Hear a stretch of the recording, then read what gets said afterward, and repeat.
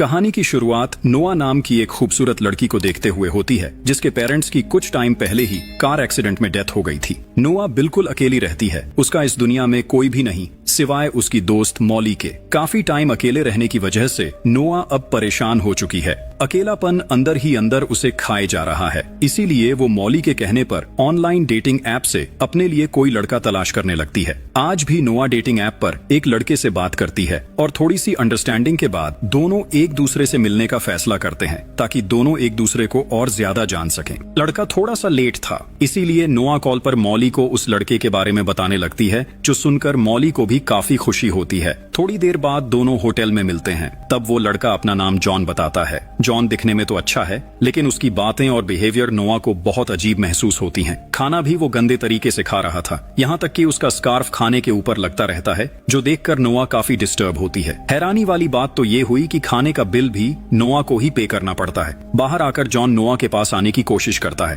तब नोआ उसकी ऐसी हरकतों से तंग आकर साफ साफ बताती है कि जॉन उसे बिल्कुल भी पसंद नहीं आया, इसीलिए वो उससे शादी नहीं करेगी। ये सब सुनकर जॉन को गुस्सा आ गया और वो नोआ को बुरा भला बोलकर वहाँ से चला जाता है। रात काफी हो चुकी थी, इसीलिए नोआ आहिस्ता आहिस्ता अपनी कार की तरफ जाने लगती है, लेकिन तभी उसे ऐसा महसूस होता है जैसे कोई उसका पीछा कर रहा हो। नोआ बहुत ज्यादा घबरा जाती है और फौरन अपनी कार की तरफ भागती है, लेकिन ये सब उसका वहम था, क्योंकि वो एक नॉर्मल आदमी था जो अपना बच्चा लेकर वहाँ से गुजर रहा था। अगले सुबह नोआ मॉली से मिलकर उसे जॉन के बारे में बताती है कि वो कितना अजीब इंसान था। ये सुनकर मॉली नोआ का मजाक उड़ाती है, क्योंकि नोआ काफी टाइम से अपने लिए कोई लड़का ढूंढने की कोशिश कर रही है, लेकिन अभी तक उसे कोई नहीं मिला। घर आकर नोआ अपने काम में लग जाती है, लेकिन अभी भी उसका ध्यान उसी डेटिंग ऐप पर था। तभी एक लड़का नोआ को मैसेज करता है और जब दोनों बात शुरू करते हैं तो वो नोआ को एक ऐसी पिक्चर सेंड करता है जो देखकर नोआ काफी डर जाती है। इसीलिए मोबाइल रखकर दोबारा से अपने काम में लग जाती है। अगली सुबह जब वो घर का सामान लेने के लिए स्टोर में गई,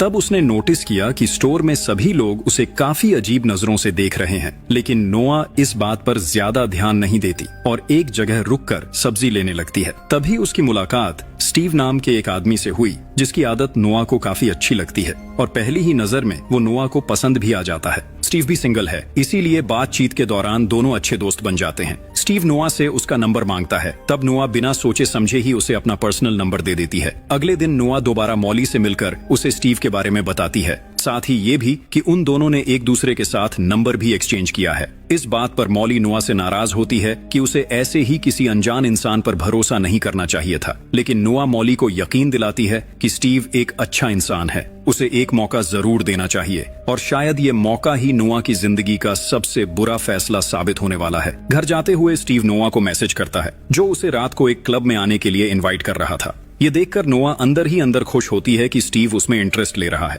इसी चीज का नोआ काफी टाइम से इंतजार कर रही थी। रात को नोआ स्टीव के बताए हुए क्लब में पहुंच जाती है, जहां स्टीव काफी अच्छे से नोआ का वेलकम करता है।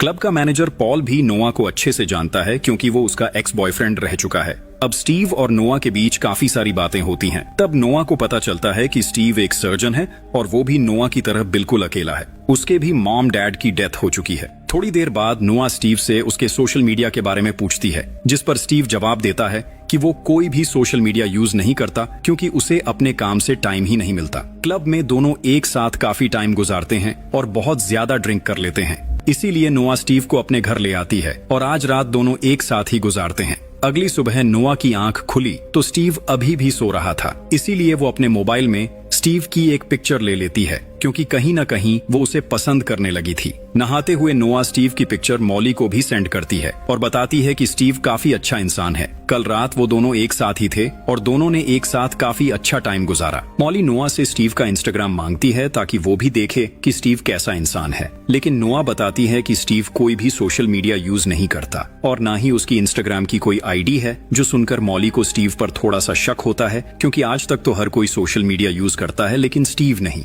मॉली नोआ के लिए खुश थी, लेकिन कहीं न कहीं उसे कुछ गलत महसूस हो रहा होता है, इसीलिए वो नोआ को थोड़ा अलर्ट रहने को कहती है। लेकिन नोआ मॉली को यकीन दिलाती है कि ऐसा कुछ भी नहीं जैसा तुम सोच रही हो। ऐसे ही टाइम गुजरता रहता है और इन दोनों को एक साथ रहते हुए काफी दिन गुजर जाते हैं। स्टीव और नोआ एक दूसरे के साथ काफी एंजॉय कर रहे होते हैं। उनकी जिंदगी बहुत अच्छी चल रही होती है, लेकिन मॉली इन दोनों से ज्यादा खुश नहीं थी, क्योंकि उसे अभी भी स्टीव के बारे में कुछ ठीक महसूस नहीं हो रहा होता। लेकिन इस बात से नोआ को कोई कोई फर्क नहीं पड़ता। एक दिन खाना खाते हुए स्टीव नोआ को बताता है कि उसने नोआ के लिए एक सरप्राइज प्लान किया है और वहीं पर वो उसे शादी के लिए प्रपोज भी करेगा। इसीलिए कल वो दोनों एक प्राइवेट आइलैंड पर जाने वाले हैं। ये सुनकर नोआ काफी खुश हो जाती है। वो ये बात मॉली को भी बताती है, लेकिन मॉली उसे वहां जाने से मना करती है क्योंकि अभी तक उसने स्टीव को देखा तक नहीं और नोआ उसके साथ कहीं जाने का प्लान भी बना चुकी है। लेकिन नोआ की एक्साइटमेंट देखकर मॉली उसे रोक नहीं पाती और अगले ही दिन नोआ और स्टीव अपनी ट्रिप के लिए निकल जाते हैं। ये लोग शहर से बाहर जंगल की तरफ जा रहे थे,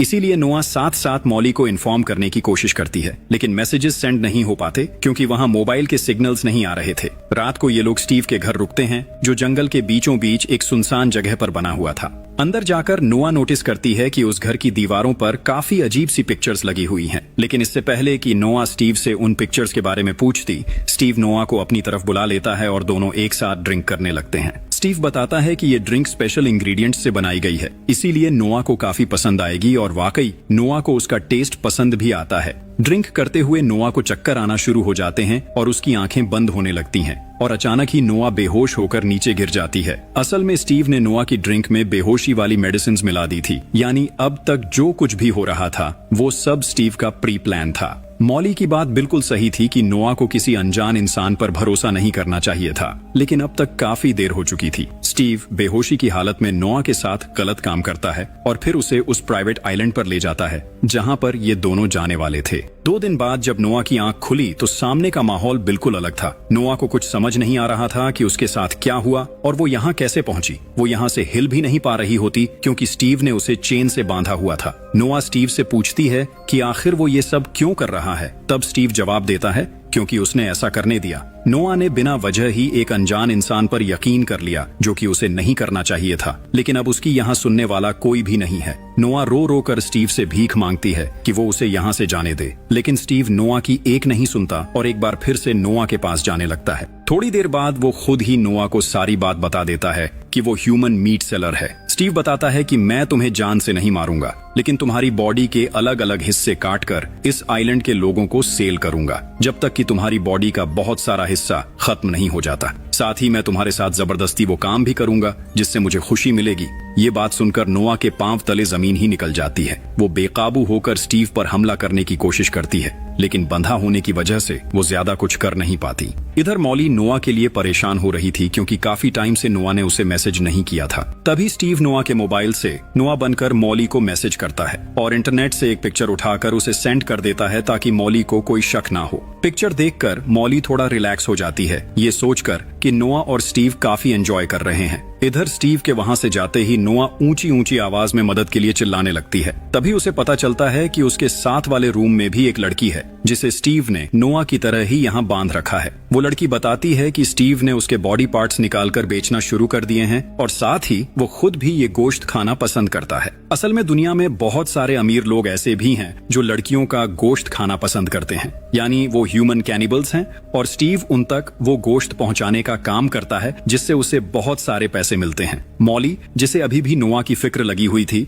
इंटरनेट पर स्टीव के बारे में रिसर्च करने लगती है, लेकिन इंटरनेट पर स्टीव नाम का कोई भी डॉक्टर सर्जन नहीं था। इसीलिए वो दोबारा से नोआ को मैसेज करती है कि वो उसे वहां की ओर पिक्चर्स सेंड करे, लेकिन स्टीव दोबारा से नोआ बनकर रिप्लाई करता है कि वो लोग यहाँ काफी खुश हैं। इसी वजह से वो थोड़ा रिलैक्स होने के लिए कुछ देर के लिए अपना मोबाइल बंद कर रही है। ये सुनकर मॉली को शक होने लगता है, इसीलिए वो स्टीव की भेजी हुई पिक्चर को इंटरनेट पर सर्च करती है, जिससे उसे पता चलता है कि ये पिक्चर गूगल की किसी साइट से ली गई है। मॉली जल्दी से उसे कॉल करने को कहती है, लेकिन इस दफा सामने से कोई भी रिप्लाई नहीं आता, जिससे मॉली समझ जाती है कि नोआ के साथ कुछ तो गलत जरूर हो रहा है और उसकी बात भी नोआ से नहीं बल्कि किसी और से हो रही है। इधर स्टीव बाकी लड़कियों के बॉडी पार्ट्स काट काट कर उन्हें पैक कर रहा था, साथ ही उनके कपड़े और बाकी सामान भी, ताकि जो भी उनका गोश्त खाए उन्हें उनका सामान स्मेल करके मजा भी आए, जिसके बाद वो ऑर्डर डिलीवर करने के लिए भेज देता है। अगली सुबह स्टीव नोआ के पास जाता है। तब नोआ स्टीव से कहती है कि उसे नहाना है। स्टीव पहले तो उसे वॉशरूम ले जाने से मना करता है, लेकिन फिर नोआ के बार बार कहने पर वो उसे खोलकर वॉशरूम की तरफ ले जाने लगता है। रास्ते में नोआ यहाँ से भागने का रास्ता देखती रहती है और मौका मिलते ही वो स्टीव पर हमला करके यहाँ से भागने की कोशिश करती है, लेकिन स्टीव एक बार फिर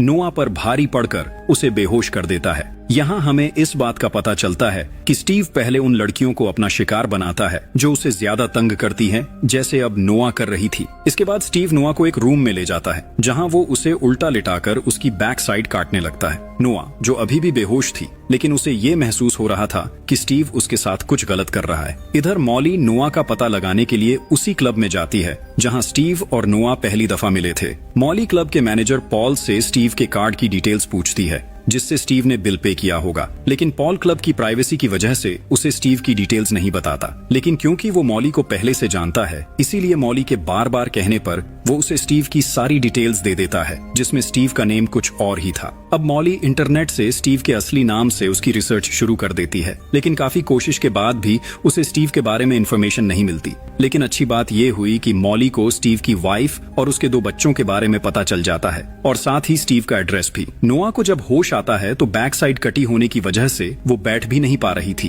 तभी स्टीव वहाँ आकर उसके साथ वाले रूम की लड़की को वहाँ से ले जाता है, यानी अब वो उसके दूसरे बॉडी पार्ट्स काटकर सेल करेगा। नोआ के रूम में बहुत सारी बुक्स पड़ी हुई थी। नोआ उनमें से एक बुक पढ़ती है जिसमें एक लड़की का नोट लिखा हुआ था, जो इस रूम में नोआ से पहले लाकर रखी गई थी। लड़की ने लिखा था कि अगर तुम ये बुक पढ़ रही हो तो इसका मतलब है कि स्टीव तुम्हें पसंद करता है और इसी चीज का इस्तेमाल करके तुम यहाँ से भागकर अपनी जान बचा सकती हो। थोड़ी देर बाद जब साथ वाली लड़की को उसके रूम में वापस लाया जाता है तो वो दर्द की वजह से रो रही होती है। उसकी हिम्मत अब जवाब दे चुकी थी और उसने यहाँ से आजाद होने की उम्मीद भी छोड़ दी थी। लेकिन नोआ उसे हिम्मत देती है और कहती है कि स्टीव को ऐसी ही दर्दनाक मौत मिलनी चाहिए, साथ ही उन लोगों को भी जो लड़कियों का गोश्त खाना पसंद करते हैं। अब तक मॉली स्टीव के घर तक पहुंच चुकी थी। वो कार में बैठकर वहां के माहौल का जायजा लेने लगती है। तभी स्टीव की वाइफ और बच्चे घर आते हैं, जिससे उसे कंफर्म हो जाता है कि ये स्टीव की ही फैमिली है। मॉली पॉल को अपनी लोकेशन सेंड करके बताती है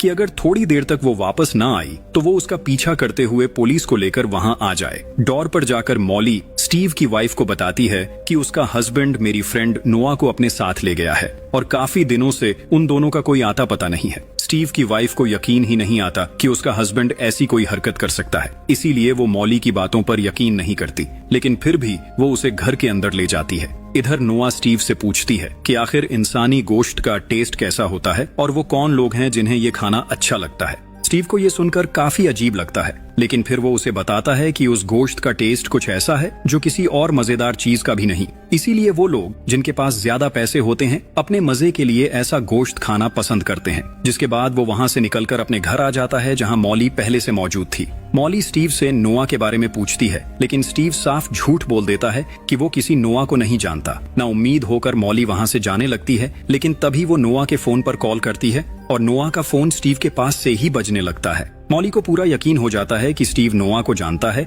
और उसने नोआ के साथ कुछ गलत किया है, लेकिन इससे पहले कि वो कुछ कर पाती, पीछे से स्टीव की वाइफ मॉली पर हमला करके उसे भी बेहोश कर देती है। यहाँ हमें पता चलता है कि स्टीव की वाइफ भी पहले उसकी विक्टिम रह चुकी है। स्टीव ने उसकी भी टांग काट दी थी, जिसके बाद स्टीव ने उसके साथ शादी कर ली और अब वो भी स्टीव के साथ उसके काम में उसका साथ देती है ताकि स्टीव उसे जान से न मार दे। स्टीव अब दोबारा से अपने काम में लग जाता है। घर के बाहर वो मशीन से गोश्त काट रहा होता है। तभी हमें कैनिबल्स का साइन दिखाया जाता है, जिस कम्युनिटी का स्टीव मेंबर था। ऐसे ही टाइम गुजरता रहता है और बुक में लिखी हुई बात के मुताबिक नोआ प्यार से स्टीव को अपनी बातों में लाने की कोशिश जारी रखती है। एक दिन जब वो दोनों खाना खा रहे थे, तब नोआ स्टीव से पूछती है कि तुम कब से लड़कियों का गोश्त खा रहे हो। स्टीव जवाब देता है कि जब मैं 19 साल का था तब से। एक दफा मैंने गलती से किसी लड़की का गोश्त खा लिया था, तब उसका टेस्ट मुझे बहुत पसंद आया और फिर मैंने उन लोगों की रिसर्च शुरू कर दी जो लोग ये गोश्त खाना पसंद करते हैं। और ये लोग कोई आम लोग नहीं होते,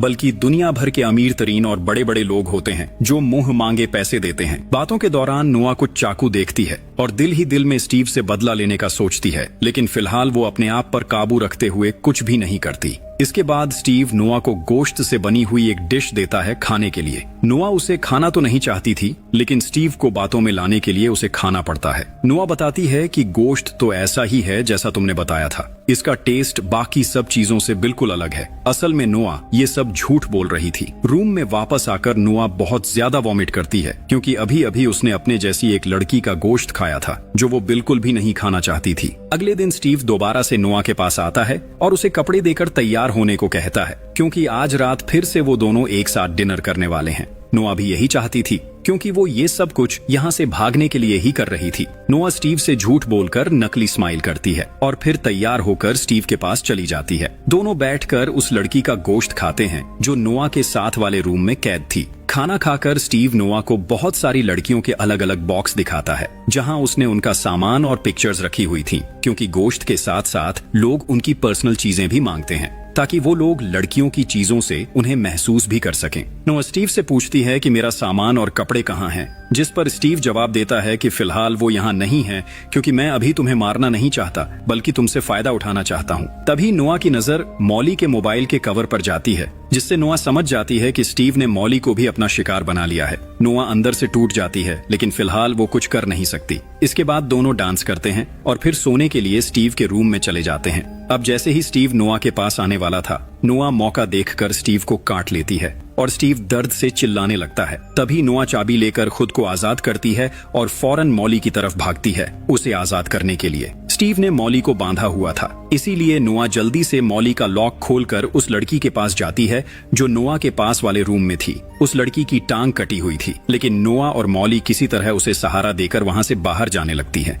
इतने में स्टीव भी वहां आ जाता है। अब तक उसकी हालत खराब हो चुकी थी, लेकिन फिर भी वो उन्हें रोकने की कोशिश करता है। लेकिन इस दफा तीनों लड़कियां स्टीव पर हमला करती हैं और बहुत बुरी तरह उसे मारती हैं। स्टीव नोआ से बदला लेने के लिए उसे पकड़ लेता है, लेकिन पीछे से मॉली एक हथौड़ा उठाकर स्टीव के सिर में दे मारती है, जिससे स्टीव वहीं बेहोश हो जाता है। अब ये तीनों एक दूसरे को सहारा देकर वहां से बाहर आ जाती हैं। अब तक पॉल मॉली की लोकेशन फॉलो करते हुए वहां पहुंच चुका था, लेकिन तभी स्टीव गन लेकर वहां आ जाता है, जो देखकर तीनों एक पेड़ के पीछे छुप जाती हैं। इतने में स्टीव की वाइफ भी घर आ जाती है, जहां हर तरफ खून पड़ा हुआ था, जो देखकर वो समझ जाती है कि लड़कियां यहां से भाग चुकी हैं। इधर स्टीव नोआ को देख चुका था, मगर इससे पहले कि वो नोआ पर शूट करता, पीछे से मॉली स्टीव पर हमला करके उसे नीचे गिरा देती है और तीनों एक बार फिर उसे बहुत बुरी तरह मारती हैं। नोआ स्टीव से उसकी गन छीनकर उसे शूट कर देती है, जिससे स्टीव की वहीं मौत हो जाती है। अब तीनों ने अपने डर को हमेशा के लिए खत्म कर दिया था। नोआ अब अपना फोन लेने के लिए अंदर जाती है और तब तक स्टीव की वाइफ को स्टीव की डेड बॉडी मिल चुकी थी।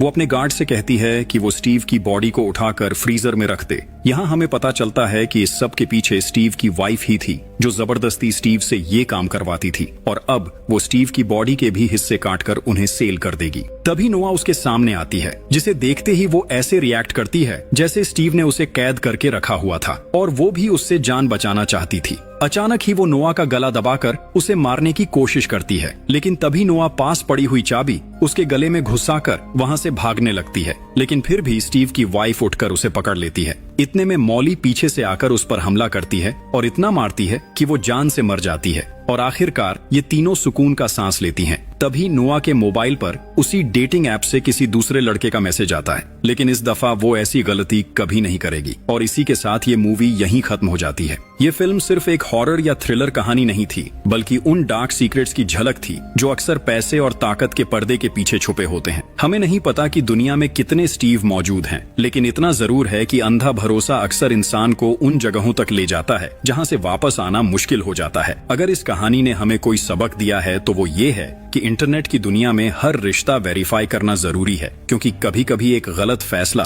पूरी जिंदगी बदल देता है। आपको मूवी कैसी लगी कमेंट्स में जरूर बताना। Thanks for watching.